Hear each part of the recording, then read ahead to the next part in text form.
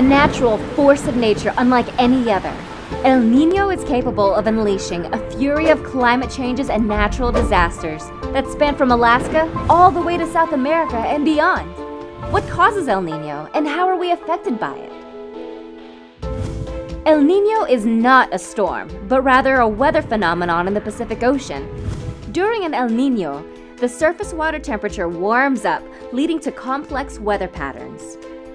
South American fishermen in the 19th century, describing warmer waters during Christmas time, coined the name El Niño, Spanish for the Blessed Child. Nowadays, when sea surface temperatures in the equatorial Pacific Ocean rise 0.5 degrees Celsius over their historic average for 3 consecutive months, and once atmospheric conditions and rainfall patterns shift accordingly, scientists officially declare an El Niño. An El Niño event takes place about every 2 to 7 years. Normal east to west trade winds over the Pacific weaken, and warm water that normally travels westward is now moving toward the east. Moisture then rises into the air, and the effects of El Niño are felt throughout the Americas. In the ocean, warm water pushes colder water downward, blocking the important upwelling of nutrient-rich waters from the bottom. This causes some marine life to migrate to colder waters.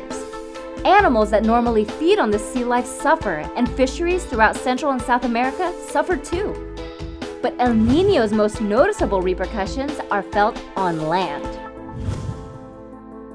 In the western United States and Central and South America, the warm air and moisture lead to increased storms, rainfall, floods, loss of life and property, and the increase of some vector-borne diseases like malaria, even in places where they don't normally occur. In Southeast Asia and Australia, the opposite takes place. These areas suffer from drought, wildfires, and colder ocean waters. In 1997 and 98, the world experienced the biggest El Niño in recorded history. Some estimates blame that El Niño for 2,100 deaths and $33 billion in damages. Mongolia saw temperatures reach 108 degrees Fahrenheit, there was record flooding in Peru, and the U.S. saw storms in the Gulf Coast, flash flooding from California to Mississippi, and tornadoes in Florida.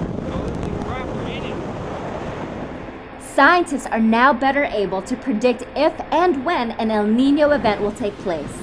This helps communities better prepare for the changes in weather patterns and better adapt to its repercussions.